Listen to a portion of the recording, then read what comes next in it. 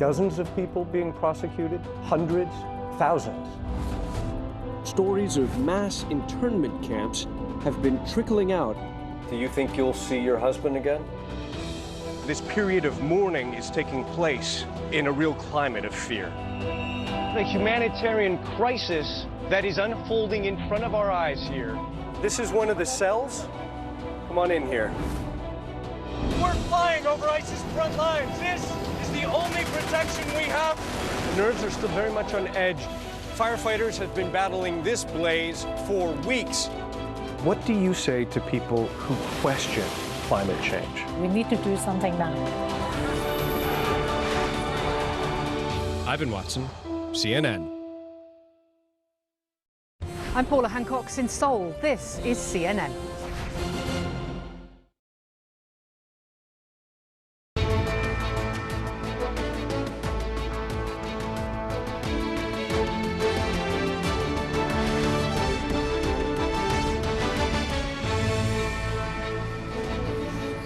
Buenos dias, good morning, and welcome to your new day. We appreciate you starting your weekend with us.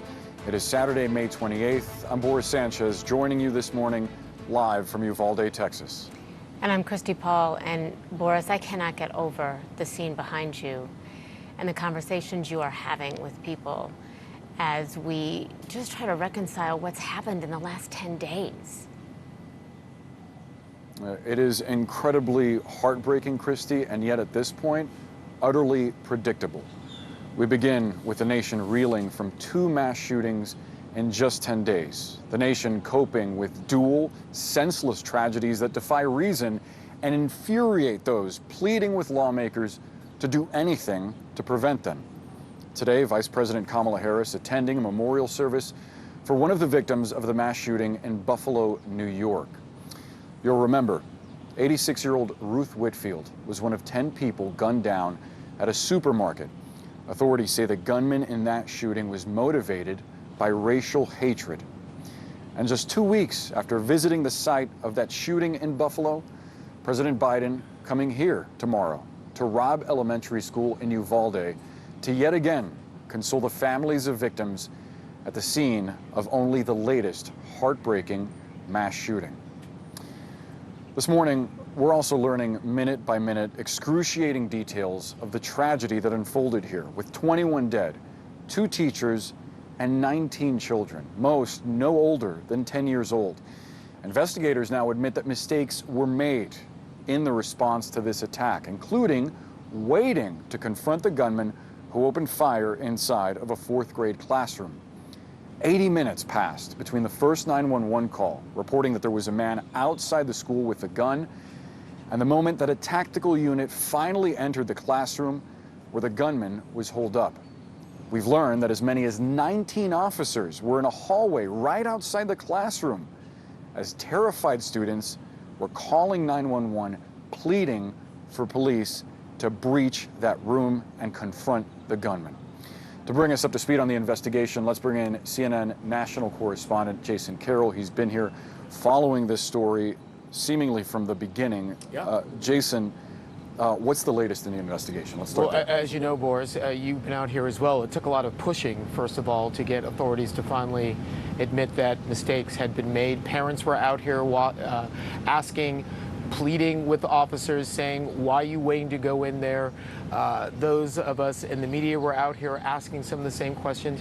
Why were you waiting? And then yesterday, finally, we got some answers from Stephen McCraw from the Texas Department of Public Safety, who basically explained why this incident commander, the person who was in charge, why he decided to make this decision to wait, saying that basically he had decided that it was no longer an active shooter situation, that it instead had turned into a barricaded subject. And because that decision was made, they waited to breach the door. What they did was they waited to get tactical backup and waited to get the keys from a janitor. The decision was made that this was a barricaded subject situation. There was time to retrieve the keys and wait for a tactical team with the equipment to go ahead and breach the door and take on the subject at that point. That was the decision. It was a wrong decision, period.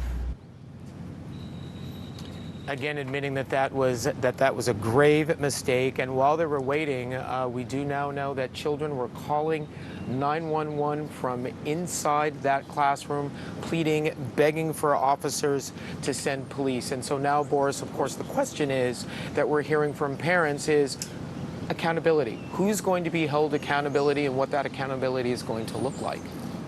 It's that discrepancy that I think deserves the most scrutiny, where parents who were outside pleading with police to rush into the building say that they heard kids screaming. They heard what was happening inside that classroom, and yet the decision was made that this was now a barricaded subject scenario, not an active shooter.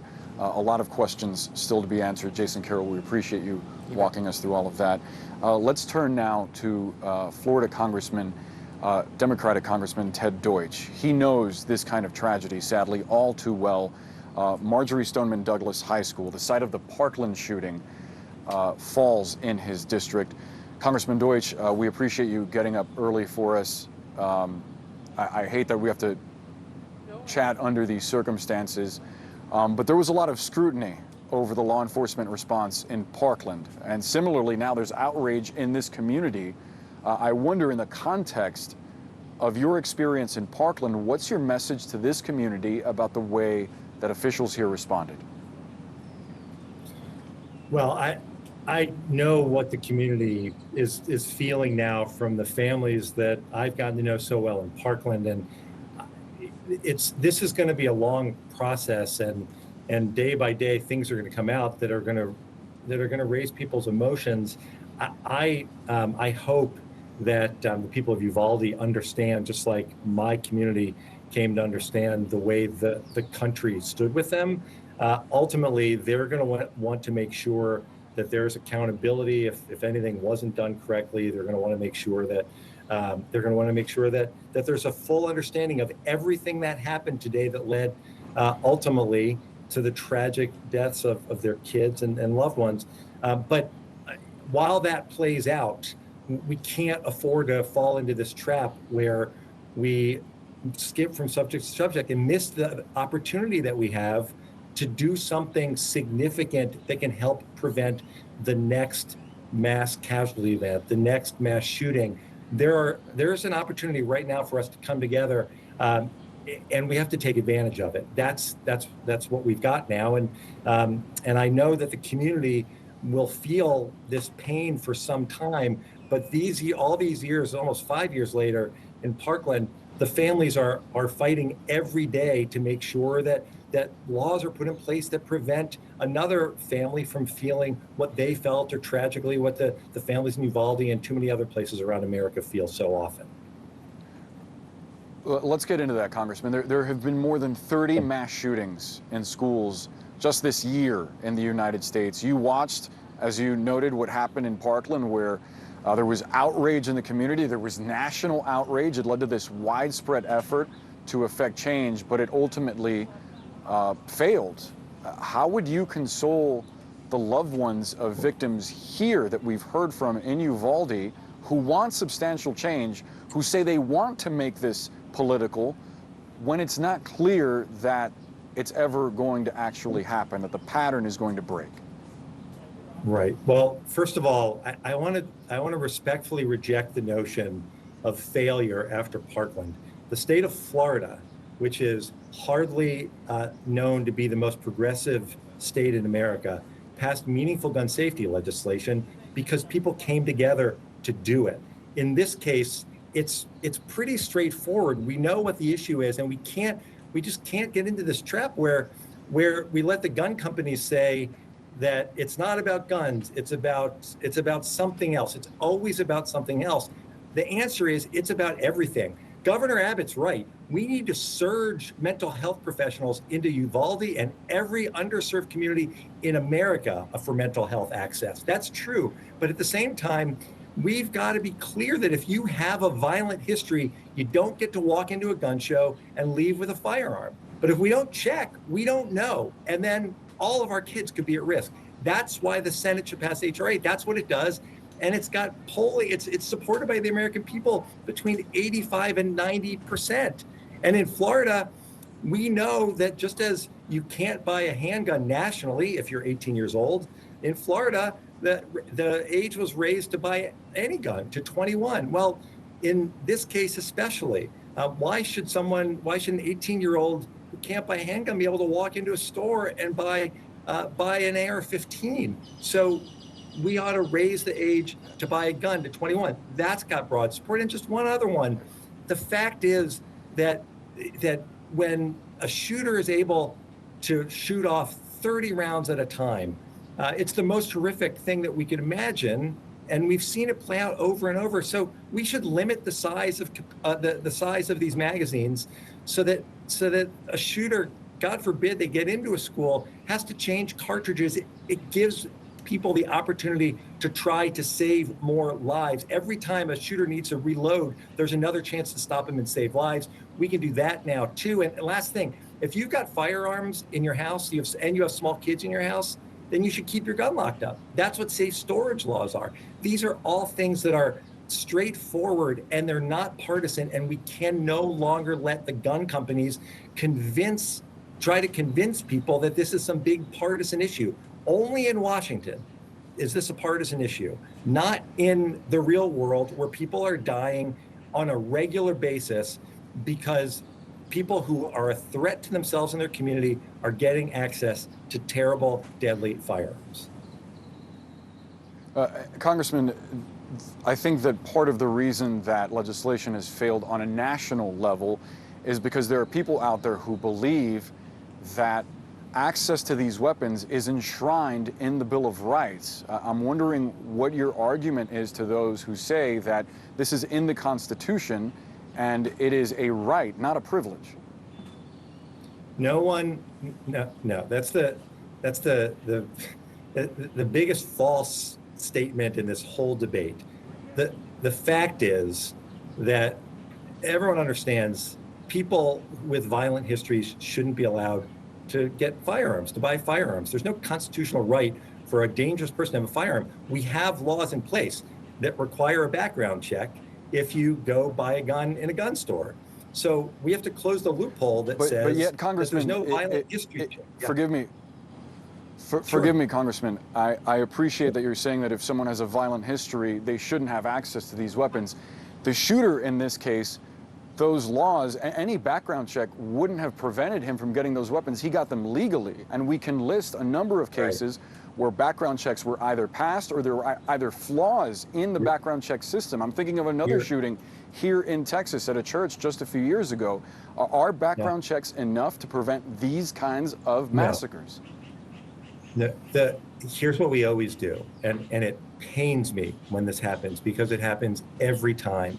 We're always debating how we could have prevented the horrific loss of innocent life that just happened, instead of thinking about how we can prevent the next one from happening.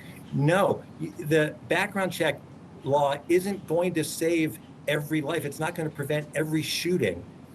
But people understand that if you can pass a law that will save lives, and it will, may not have prevented this shooting, but will prevent others, just as the background check system prevents people with violent histories right now from getting firearms, we ought to do it. You know what would have prevented this? If you had to be 21 to buy a gun, then this shooter wouldn't have bought it. So let's do that. If that's the answer to that question. But again, it's everything. We ought to be doing all the things I talked about, and we ought to be focused on mental health, and we ought to be keeping our schools safe and having a clearinghouse where people can have access to the best information on how to keep their schools safe. And we ought to be using scientific data to help identify threats before they happen. So much of this is bipartisan. It's the same arguments that are being made by the gun makers every single time. Thoughtful, rational people, which is frankly what most people in our country are, when they listen to this, they get tired because they think it's all about politics. It's not about politics. It's about gun makers trying to protect their profits and the rest of us paying the price. That's what we have to come to terms with, and then come together to do the things that every poll, including ones from just a couple days ago, have shown the American people want us to do. I certainly hope that even though these shootings appear to be becoming more common and larger and more savage even in their scale and frequency, that people don't lose hope that something could be done, that it's not normalized, that it's not just another news cycle that comes and goes, and that perhaps something can actually come out of Congress that will prevent the next one. Congressman Ted Deutsch, we have to leave the conversation there. We hope you come back soon and get into the weeds with us on this debate. We appreciate your time, sir.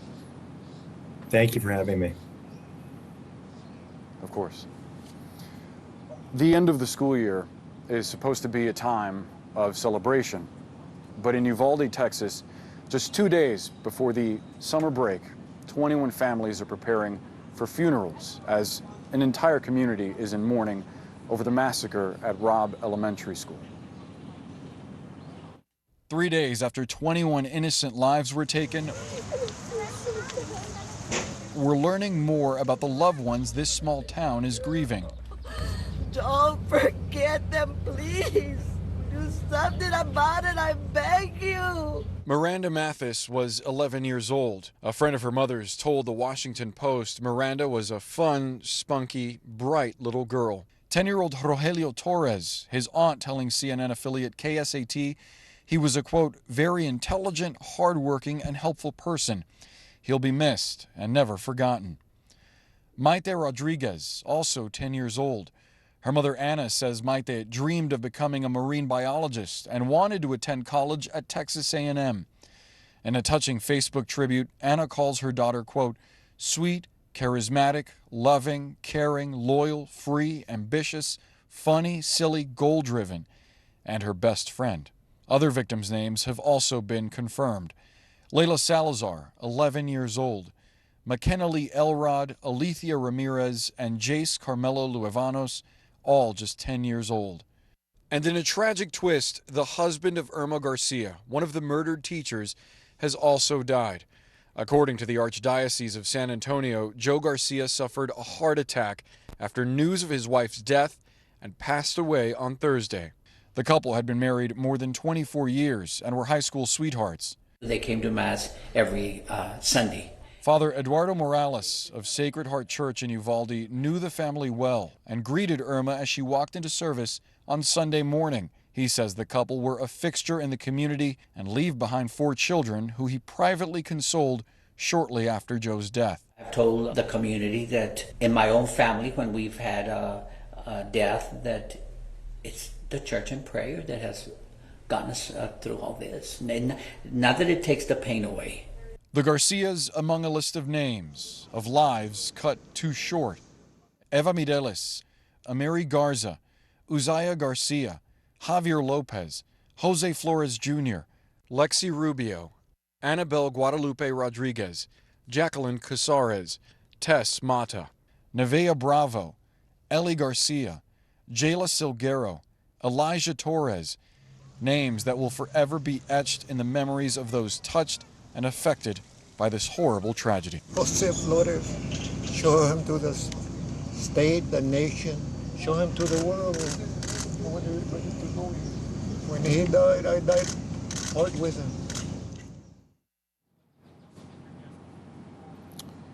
And before we go to break, we wanted to leave you with the images of all 21 victims, always in the hearts of this community, always to be remembered, and hopefully the beginning of a change in this country. We'll be right back. Stay with us.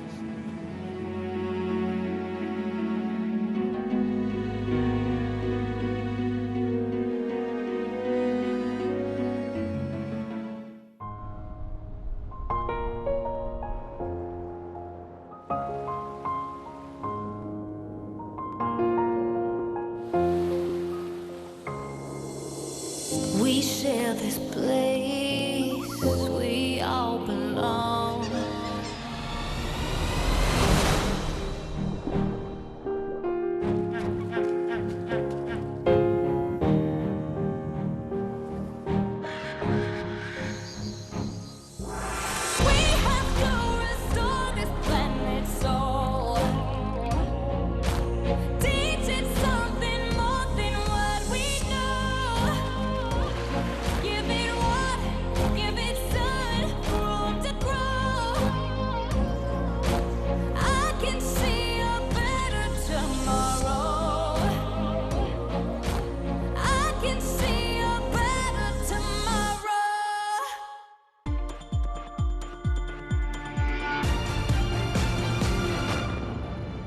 when we decide we want to rise up and do something, when we come to connect with and care about each other and think, now I want to do something about what's happening with them and human trafficking around the world.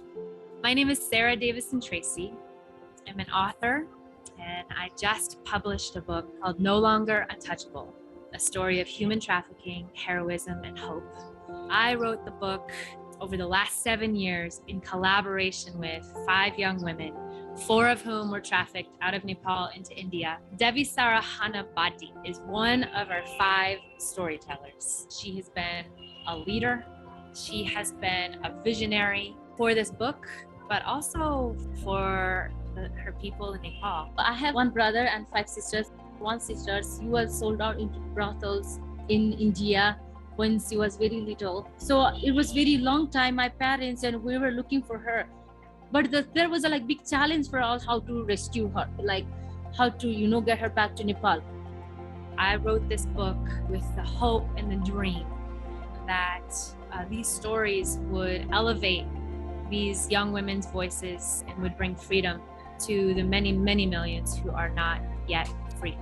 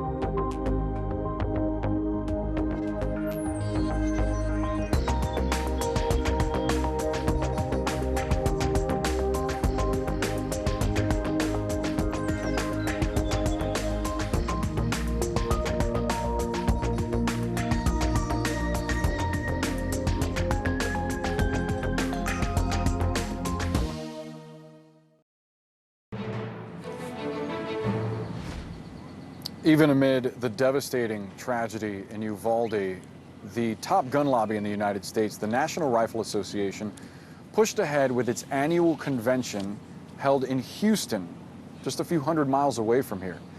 Texas Governor Greg Abbott canceled his in-person appearance, and instead his remarks were pre-recorded for the event. Yeah, former President Donald Trump and other GOP leaders that did attend rejected efforts to overhaul gun laws, actually mocking Democrats, along with activists who are calling for change. Here's CNN's Ryan Young, who's in Houston with more. Yeah, Boris and Chris, you can understand the emotions were running high, especially outside the convention center. More than 1,000 people showed up for a rally to show their support for banning assault weapons. But you can really feel the emotion, especially from those folks who say nothing's going to change. Former President Donald Trump rallying with the National Rifle Association as it holds its annual meeting just days after 21 people, including 19 children, were massacred in a school shooting in Uvalde. The existence of evil in our world is not a reason to disarm law-abiding citizens who know how to use their weapon and can protect a lot of people. The existence of evil is one of the very best reasons to arm law-abiding citizens. Instead of new gun laws, the former president calling for more focus on mental health and school security. What we need now is a top-to-bottom security overhaul at schools all across our country. Those arguments echoed by others who addressed the NRA's annual convention in Houston, including Texas Senator Ted Cruz. We must not react to evil and tragedy by abandoning the Constitution or infringing on the rights of our law-abiding citizens. The NRA has condemned the Uvalde shooting, but decided to press ahead with its gathering, though several musical performers and elected officials canceled appearances in the wake of Tuesday's shooting. NRA! NRA! Across the street, a crowd of protesters gathered outside the convention site. I'm looking right at you, the NRA, today. I will not let any more of my peers die in a school! Outrage over the gun group's influence and the high-profile Republican speakers the meeting attracted. Shame on you! Shame on you! Shame on you! Former Texas Congressman Beto O'Rourke, the state's Democratic nominee for governor, joined those outside the venue calling for action. The time for us to have stopped Uvalde was right after Sandy Hook. If you have done anything good, it is the fact that you have brought us here together and that we are committing ourselves to act. Texas Governor Greg Abbott was initially scheduled to appear in person, but sent a video message instead. There are thousands of laws on the books across the country that limit the owning or using of firearms. Laws that have not stopped madmen from carrying out evil acts on innocent people in peaceful communities. Yeah, you can see some of the signs that protesters left behind. Look, they're as tired of all the talk and the back and forth. They said they want to hear more concrete answers for how things can change, but that hasn't happened as of yet, and those emotions kept running high as the night went on. Boris and Christy? Ryan, thank you so much. Republican Senator John Cornyn, who's leading Republicans in bipartisan talks with Democrats in Congress to find a middle ground on gun reform legislation, said Thursday that discussions among the group are, quote, just getting started. And Democratic Senator Joe Manchin, who was in on that meeting, says so far it's been, quote, very encouraging. CNN's Daniela Diaz is on Capitol Hill this morning. Daniela, are you getting a sense from Senator Manchin that something is different this time around? He said it himself, Christy, when he talked to reporters after meeting with this bipartisan group on Thursday. He said, of course, you just quoted him, he called it very encouraging, but he compared it to talks after the Sandy Hook shooting, also very horrific. He said, quote, I was here in 2013 after the Sandy Hook shooting and getting people to participate back then until, you know, Pat Toomey stepped forward, wasn't anyone jumping forward. He's really implying that Republicans weren't eager to start discussions with Democrats on some sort of gun safety legislation or some sort of legislation that could help combat any future horrific shootings, a pattern in this country that we've seen again and again. Of course, this comes after Senate Minority Leader Mitch McConnell, the top Republican in the Senate, gave his blessing to Senator John Cornyn, the senior senator of Texas, to start these discussions with Democrats. Democrats, of course, being very eager to try to pass some sort of bill in the Senate, but they need at least 10 Republicans to sign on to any legislation to break that 60-vote threshold for the filibuster. Other than that, if they don't have those 10 Republicans to sign on, with every Democrat signing on, no bill can pass. Now, I do want to reference that there is such a contrast between what Senator John Cornyn is doing, of course, participating in this bipartisan discussion on some sort of gun safety legislation, versus what Senator Ted Cruz, the other senator from Texas, is doing. Texas, of course, being where that horrific shooting took place at that elementary school. Take a listen to what Senator Ted Cruz said was to blame about this shooting, not faulting guns, but everything but. Ultimately, as we all know, what stops armed bad guys is armed good guys. We must not react to evil and tragedy by abandoning the Constitution or infringing on the rights of our law-abiding citizens. Christy, I really want to emphasize that this shows that there's still such a divide within the Republican Party on how to handle gun safety legislation, with, you know, Senator Ted Cruz and Senator John Cornyn really showing that divide, with Cornyn, of course, participating in these bipartisan talks, leading these bipartisan talks, and Senator Ted Cruz still saying that gun legislation does not need to happen, that everything but is the reason to blame for the shooting. So it's going to be a really uphill climb, a long shot for Democrats to be able to get 10 Republicans on board, but they're going to try anyway. Christy? Daniela Diaz, thank you so much. And you highlighted Ted Cruz. Texas Governor Greg Abbott is also dismissing calls for gun reform following the deadly school shooting there. what he says is the real problem. That's next. Stay close.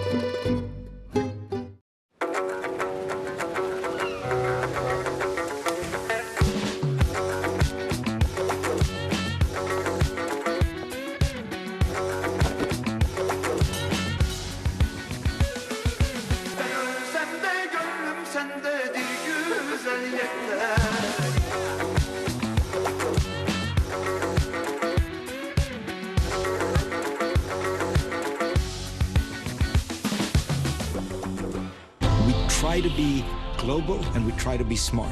But I want to hear our authentic voices of people who are passionate or intelligent, and that's the consistency that we try to get at. Fareed Zakaria, GPS, Sundays on CNN.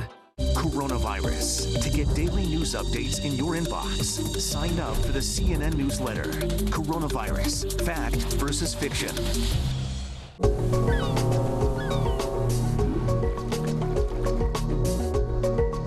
Business is all about making connections. But some connections are easier to make than others. With a CNN partner hotel, the world is always at your fingertips. CNN partner hotels, connected to your world.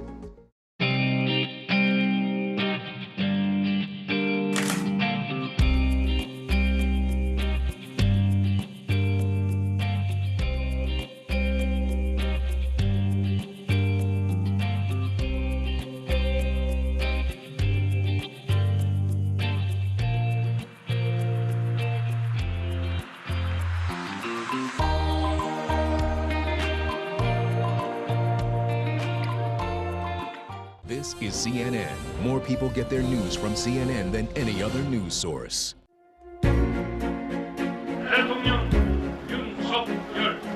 A former prosecutor and foreign policy novice, South Korea's new president, Yoon Suk-yeol, has had a busy first couple of weeks on the job.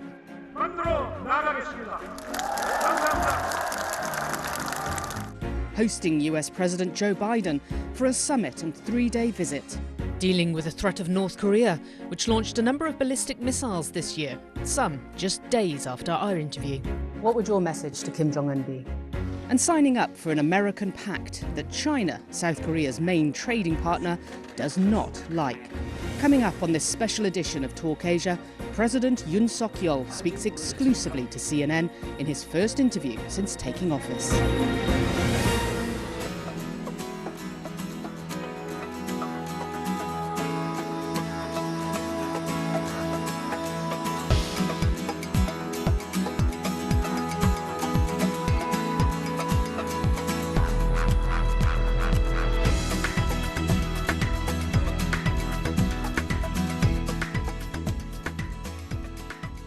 So President Yoon, thank you so much for speaking with us. Now, while President Biden was here, there were concerns North Korea could launch a long-range ballistic missile. I mean, now he's in Japan, there is still that concern from intelligence agencies. But what happens if North Korea carries out its 7th underground nuclear test? 그 위협에 대한, 이 도발에 대한 We will strengthen the response to threats and provocations. Both the US and South Korea are planning a stronger response that can stop such provocation. 그런 대처를 양측에서 서로 계획하고 있습니다. You've said with President Biden that you're considering expanding the combined military exercises. I mean, we know from experience that that annoys Pyongyang. and there's likely to be some kind of response from them. How do you prevent your 5 years in power from being a cycle of tests, condemnation, and then all the while North Korea is improving its weapons capabilities? 국내 문제든 국제 문제든 Whether it is a domestic or international issue, setting a principle and making predictable decision is how it should be. With respect to North Korea, the U.S.-South Korean alliance should conduct regular military training. That is the basic duty of every military around the world to maintain their readiness. 것은 늘 일정한 전력을 유지하기 위해서 And of course, that's true for the U.S.-Korea combined forces. We need to conduct a necessary level of combined training to be able to respond to military and national security threats on the Korean Peninsula. 훈련이 필요합니다. 그거는 원칙입니다. But in Kim Jong-un, you have a leader who's given a 5-year plan of what he wants to achieve militarily. He seems to have no interest in talking whatsoever. How do you convince him to talk? 김정은 위원장이 선택할 문제인데 I think the ball is in Chairman Kim's court. It is his choice to start a dialogue with us. I do not want North Korea to collapse. 북한이 남한과 함께 번영해 나가기를 저는 희망하고 있습니다. My hope is for North Korea to prosper alongside South Korea. I don't believe that enhancing its nuclear capability is helpful and conducive to maintaining international peace and shared prosperity. Do you think Kim Jong-un ever would give up his nuclear weapons? 글쎄 그건 제가 알 수 없죠. Well, that's not something I can know. But it's questionable, in the long term, how much longer this situation can be maintained. 유지할 수 있을지 의문입니다. Things have moved on since 2017 when North Korea ramped up testing of its ballistic missile and nuclear program, causing concern for South Korea and its allies. But this year's missile tests have shown that the relative calm of the previous 2 years cannot be taken for granted. But then obviously what we are all waiting for at this point is potentially another ICBM test or another nuclear test. What's the danger of just sliding back 5 years to 2017 when tensions were high on the Korean Peninsula?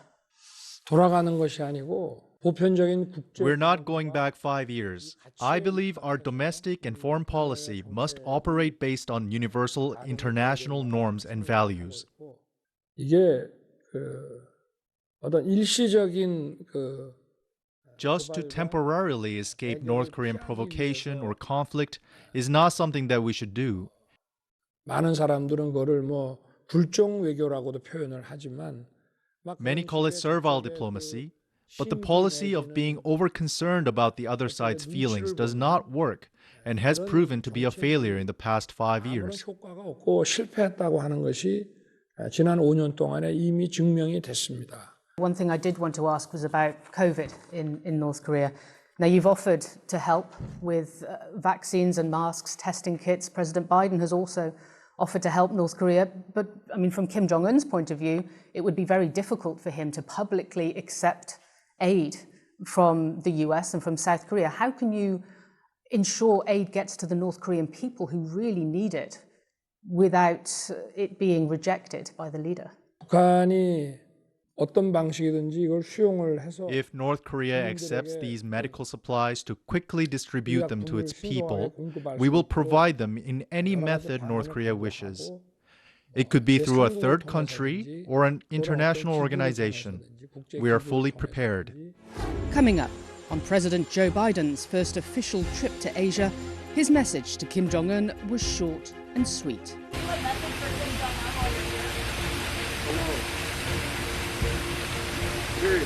See what South Korea's new president has to say to his neighbour to the north. What would your message to Kim Jong-un be?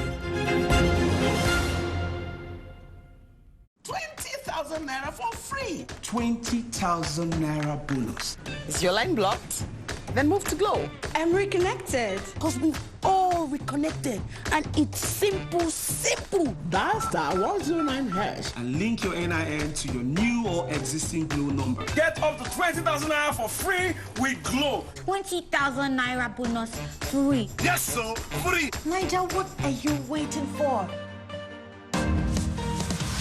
What's it like to be Barry Manilow? He writes the songs that make the whole world sing. Oh, look, a piano. Oh, imagine that. Fans love him. You're one of my idols. Critics, not always. It wasn't just one critic, it was all of them. Join me as I ask Barry Manilow about being famous. There were a couple of years there that I was a brat. Being inspired. My proudest moment as a songwriter. And being an icon for decades. Being Barry Manilow, Tuesday on CNN.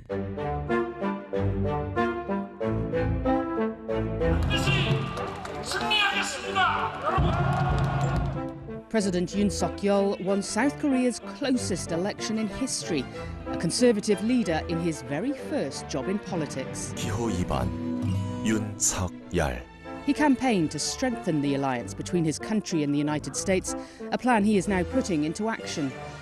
He proudly shows off his first gift from President Biden, a plaque bearing a famous quote from late US President Harry Truman, one Yoon says he tries to live by. The buck stops here. For a long time during my public career, I have been trying to work with a mindset like this. I don't know how he knew I liked it.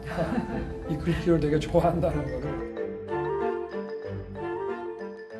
President Biden puts a lot of weight on personal relationships with leaders. You had 4 separate meetings with him.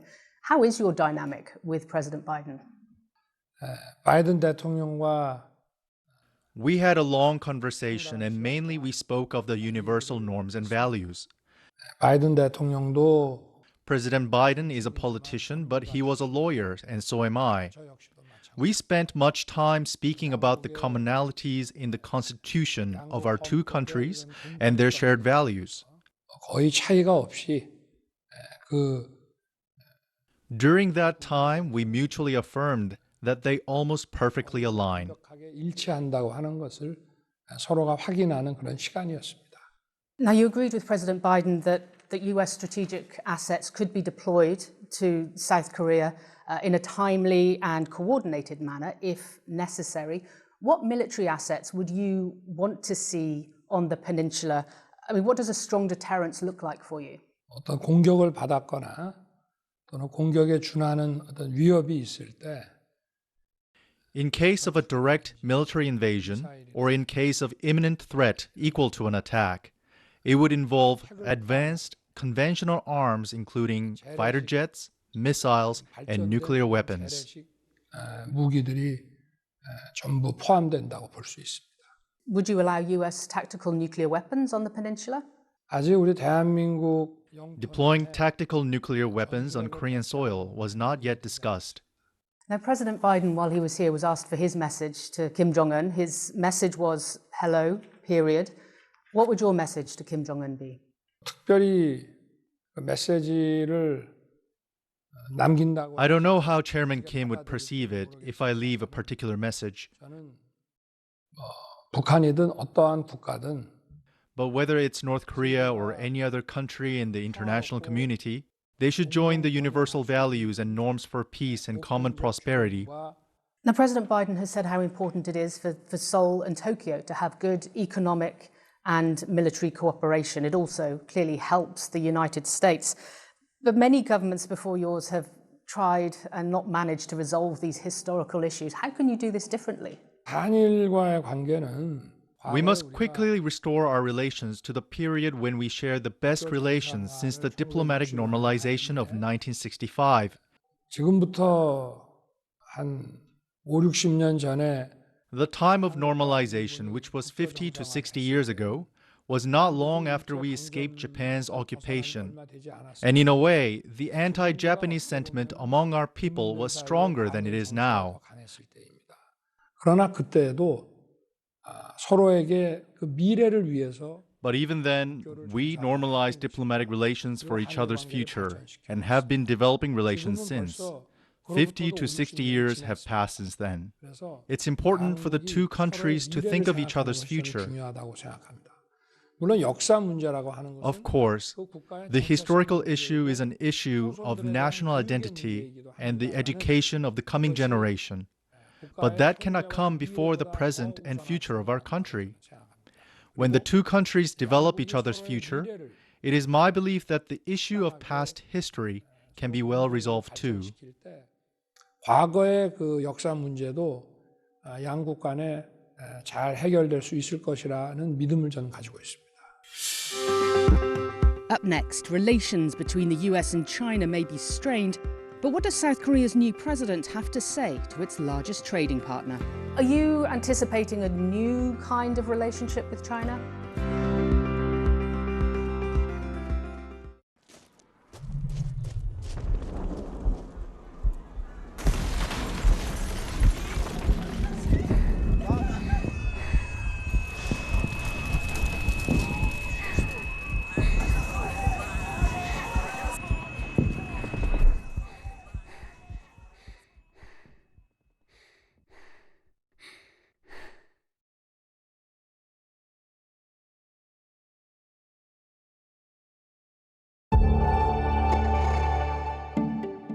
If we meet every commitment, if every country meets every commitment of the Paris Climate Accords, almost 50% of the world's energy is still going to come from natural gas and oil in 2040.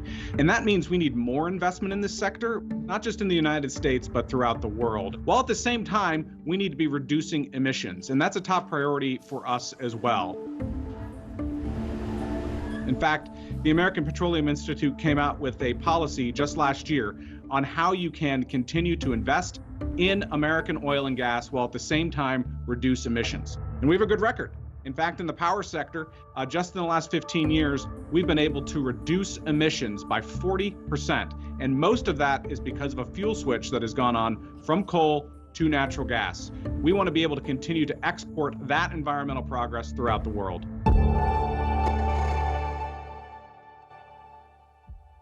She grows bigger and bigger, right? A mother Happy birthday, honey. caught in a war. We should not forget, we should not forgive. Her story. We have these new threats from Russia is because they're very angry. We are angry too. And one anchor's journey to meet her. So nice to meet you. Has it helped making videos? Maybe I will die, but this video will be left behind. An Anderson Cooper 360 special report. A Mother's Diary of War. Monday.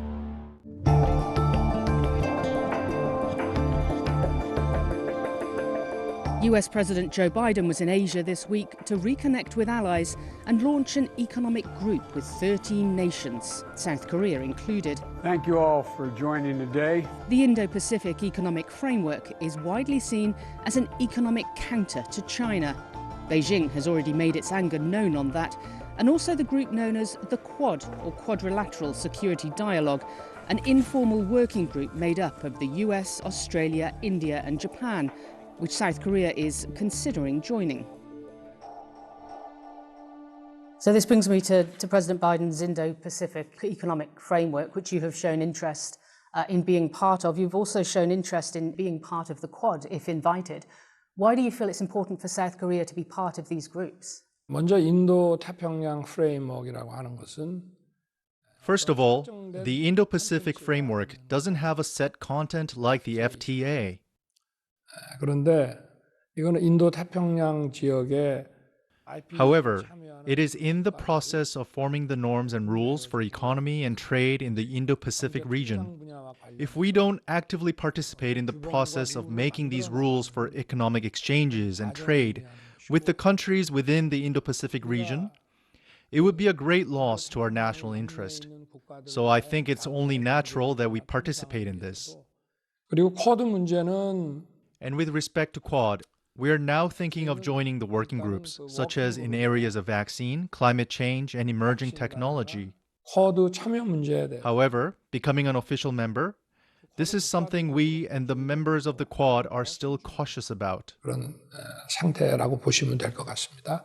IPEF, for example, I mean, it's widely seen as an economic counter to China. We've had a comment from the Foreign Minister, Wang Yi, saying he believes the Asian countries involved are like pawns for the US hegemony. I mean, how do you avoid a backlash from China, your biggest trading partner? China is now one of the two largest economies and also one of the world leaders. They should also abide by the rule-based international order based on universal values, not only participating in it, but also leading the order. 참여하고 그것을 리드해 나가야 된다고 저는 생각을 합니다. But being part of these groups, you could face some economic backlash, some economic retaliation from China. I mean, for example, when the THAAD missile system was brought into South Korea, that led to an economic boycott, which was very painful to many businesses here. How do you avoid that happening again, or are you not concerned by that? 미중이 지금 전략 경쟁 관계에 있다고들 얘기를 Many people say they are now in strategic competition, but they're each other's largest trade partners. 서로에게 최대의 교육. So even if they're in political competition, their economic and trading cooperation is bound to continue. 중국의 이런 보복 조치가 One can hypothesize Chinese retaliation, but whether it would be helpful for China's national interest is questionable. There are many things that Korea and China need from each other, so such a decision would not help. 우리가 안보나 기술 문제에 있어서 Even if we strengthen our alliances with the United States in security and technology, it does not mean that we think our economic cooperation with China is unimportant. So I do not believe it is reasonable for China to be overly sensitive about this matter.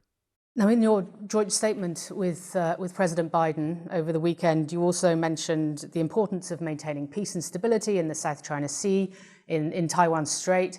I mean, these are very public points that previous South Korean presidents have not made. Are you anticipating a new kind of relationship with China? 이전 정부도 말을 안 했을 뿐이지. The previous administration has not been vocal about it.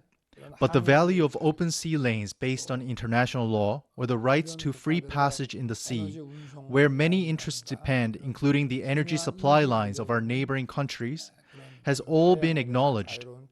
Everyone de facto accepts it. 이전 정부에서는 이 대만 문제가 Because during the previous administration, the Taiwan issue didn't come to the fore, so maybe it wasn't necessary to make that clear. But Taiwan is under a lot of focus right now as an international issue. And in this sense, I think that declaring the universal principles of international law is something that contributes to the peace and prosperity of the region.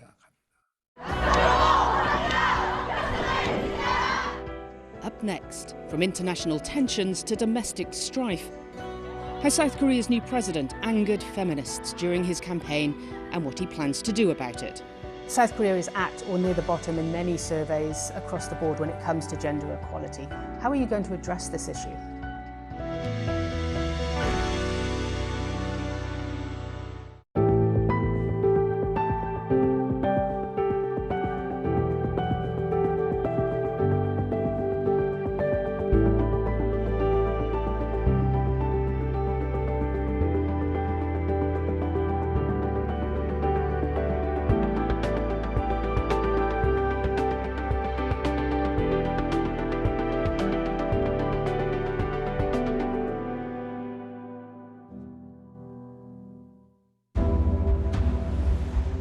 Our mission here at CNN and journalists, the news comes first. That's when your heart beats a little bit faster. More breaking news that we are following right now. You really work as hard as you can getting the facts. We're learning more about an alleged plot. It is critically important. To our viewers in the United States and around the world, welcome to the Situation Room. We have breaking news.